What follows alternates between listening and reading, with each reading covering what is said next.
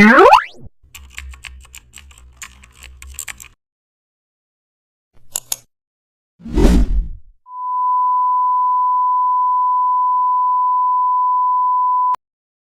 back to the channel, and don't forget to like, share and subscribe for more updates. Today we are diving into an exciting tutorial how to create a mug mockup in Photoshop.